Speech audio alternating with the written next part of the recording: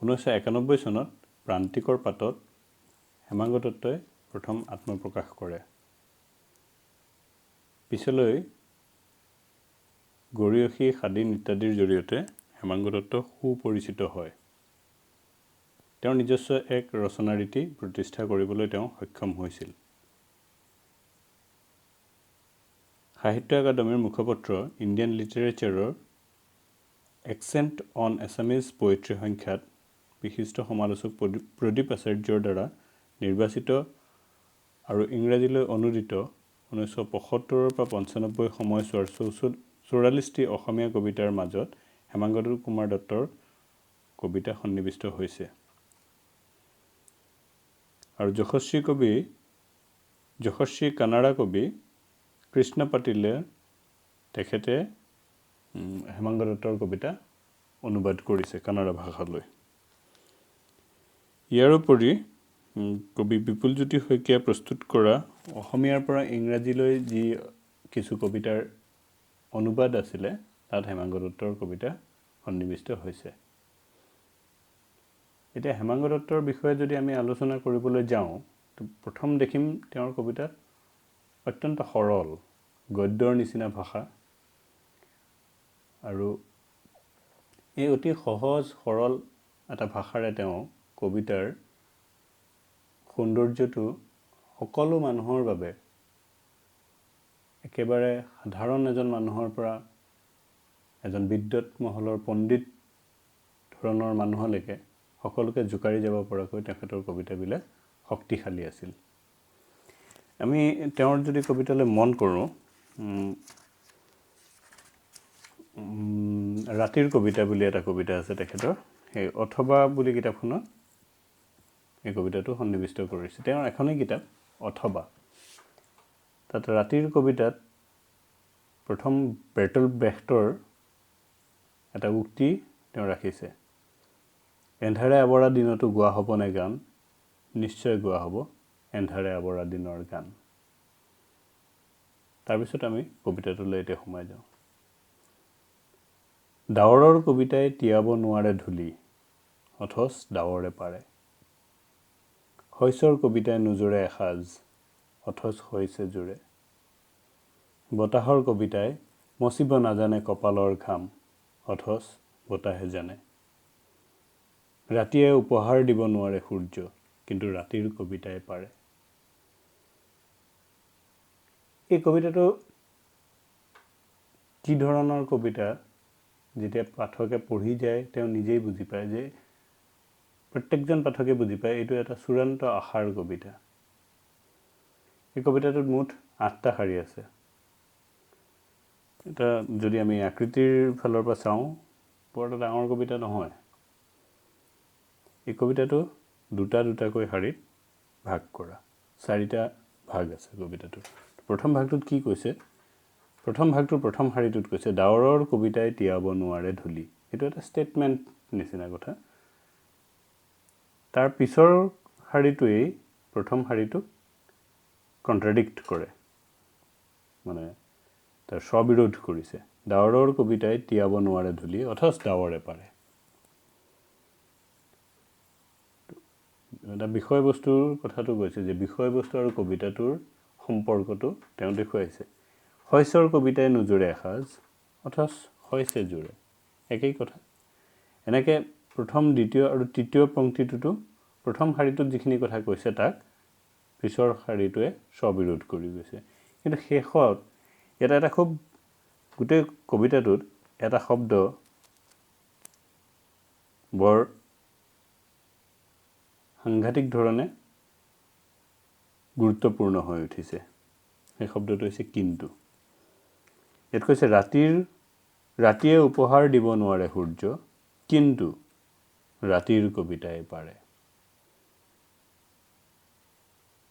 এই কবিতাটোত ৰাতিয়ে, সঁচাকৈ ৰাতিয়ে কেনেকৈ সূৰ্য উপহাৰ দিব? ৰাতিটোতো আন্ধাৰ, ৰাতি একো নাথাকে। কিন্তু ৰাতিক পোহৰ কৰে কিহে? আশাই।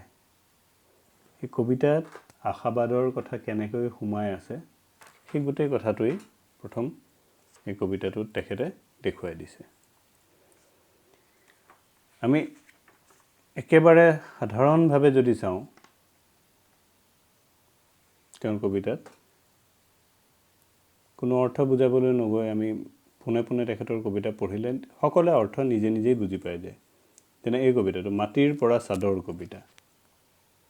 চাদবোৰত উঠিলে বেছি কাষ চপা হয় নেকি আকাশৰ? হাতলৈ আহে নেকি বেছিকৈ তৰা আৰু জোনাকৰ ভাগ? পূৰ্বতকৈ গাঢ় হৈ উঠে নেকি ৰামধেনুৰ বৰণ? অধিক অন্তৰংগ হয় নেকি সূৰ্যৰ প্ৰাতঃ সম্ভাষণ, বিজুলীৰ উজ্জ্বল ধেমালি? চাদবোৰত উঠিলে বেছি কাষ চপা হয় নেকি আকাশৰ? সহজেই চকু পৰে নেকি ঈশ্বৰৰ? সোনকালে আহি পায় বৰ আৰু আশীৰ্বাদ? সেই সীমিত বুকুৰ প্ৰেম আৰু ক্ষমাৰ মহান স্পৰ্শ শেষ হৈ যায় নেকি চাদতেই? চাদবোৰত উঠিলে বেছি কাষ চপা হয় নেকি আকাশৰ? চাদৰ ওপৰৰ নবন্ধা মহলাবোৰৰ চাদবোৰ মিলি মিলিয়েই হয় নেকি মজিয়া ঈশ্বৰৰ? তো এই কবিতাটোত ঈশ্বৰ সম্পৰ্কে তেখেতৰ যি ধাৰণা তাক অতি স্পষ্টকৈ দেখুৱাই দিছে। তাৰমানে ঈশ্বৰ কি ধনৱানসকলৰ কাৰণেই নেকি? আৰু ঈশ্বৰৰ লগত ধনৰ সম্পৰ্কটো কি? এই কথাটো যেন এই কবিতাটোত দেখুৱাই দিছে। এইটো মোৰ বোধেৰে এই কবিতাটো এটা বক্ৰোক্তি ঈশ্বৰক লৈ।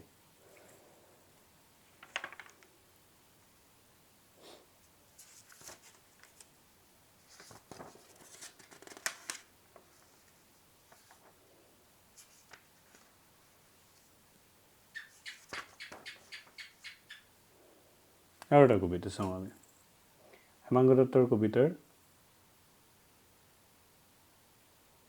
বিশেষ মজা এই কবিতাটোতো পোৱা যায়। মই নে আপুনি, আপুনি নে মই, দেখা যাওক কিনো কয় ভাগ্যই। এতিয়াই এই ইয়াতেই বৰ সহজেই হৈ যাব পাৰে পৰীক্ষা ভাগ্যৰ। জেপত হাত ভৰাওক, উলিয়াই আনক মুদ্ৰা এটকা। মোৰ হেড আপোনাৰ তেল, অথবা তেল মোৰ হেড আপোনাৰ। এটা টিলিকি স্পৰ্শ আপোনাৰ আঙুলিৰ, হাত এৰি টকা উৰিব আকাশলৈ। ঘূৰি ঘূৰি ঘূৰাব বতাহ আৰু উভতি আহিব হাতলৈ। এইবেলি টকাটো হাতত আৱৰি হাতৰ ৰেখাবোৰ আপোনাৰ। হেডত ভাগ্য আপোনাৰ, ভাগ্যহীন আপুনি তেলত, অথবা ওলোটাকৈ। আৰু যদি হেড নাহে আৰু নপৰে তেলো,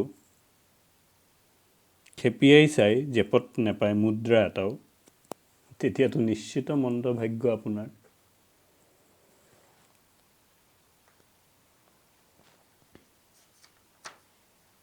এই কবিতাটোতো চাওক, যদি লক্ষ্য কৰা যায় দেখা যায় যে এই কবিতাটো একৰকম বক্ৰোক্তিয়ে আছে আৰু ইয়াতে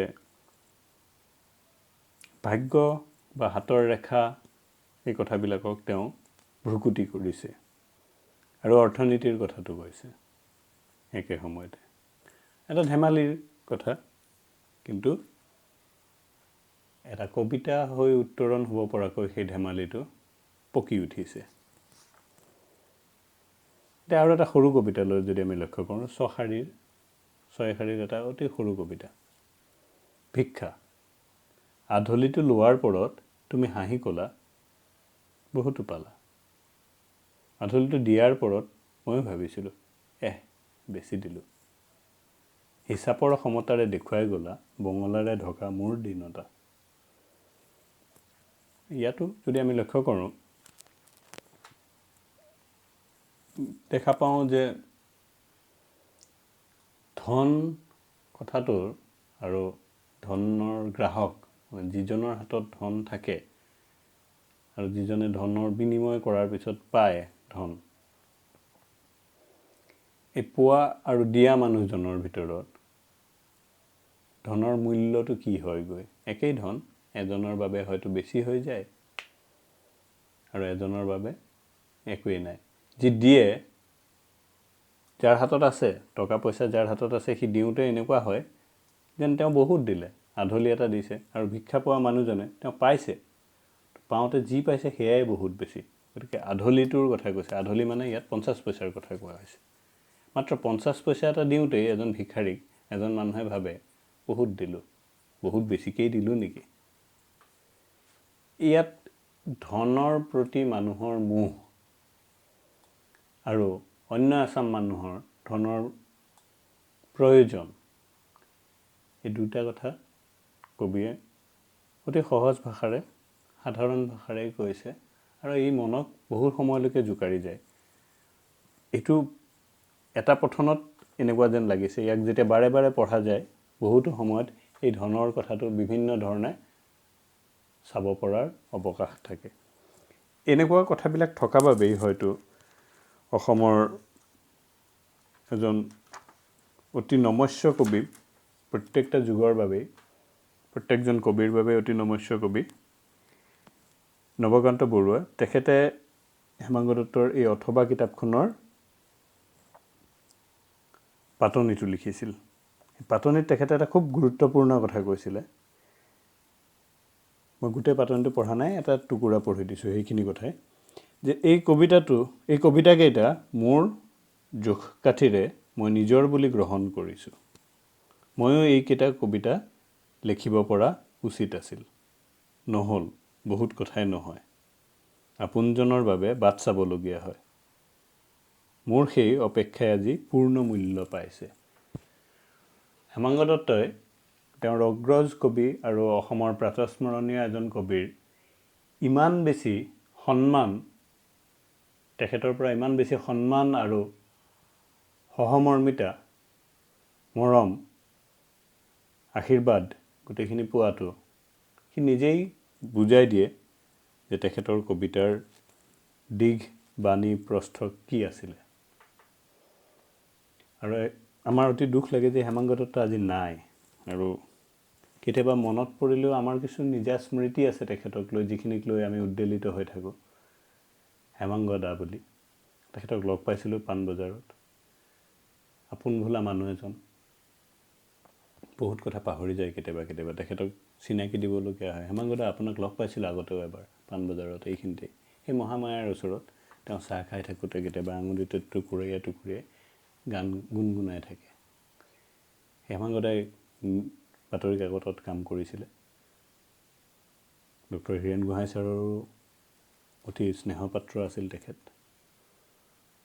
আৰু খুব অভিমানতেই নে কি নাজানো, তেখেত নিৰুদ্দেশ হৈ থাকিল।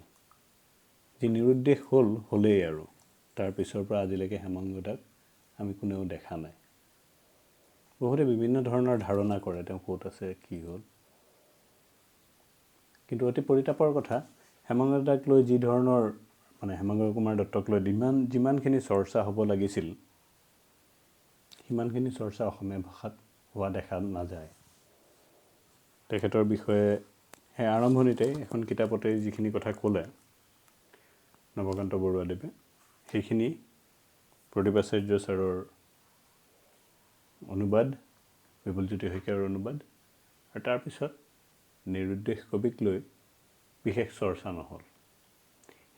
অতি শেহতীয়াকৈ ইণ্টাৰনেট মাধ্যমত তেখেতৰ কবিতাখিনি পুনৰ গোট খুৱাই কিছু অনুৰাগীয়ে কিতাপখন পুনৰ এবাৰ প্ৰকাশ কৰিছে। গতিকে আপোনালোকে বিচাৰিলে হয়তো হেমাংগ দত্তৰ অথবা বুলি কিতাপখন নিজাকৈ সংগ্ৰহ কৰিব পাৰিব আৰু কবিতাখিনি পঢ়াৰ সুবিধা পাব।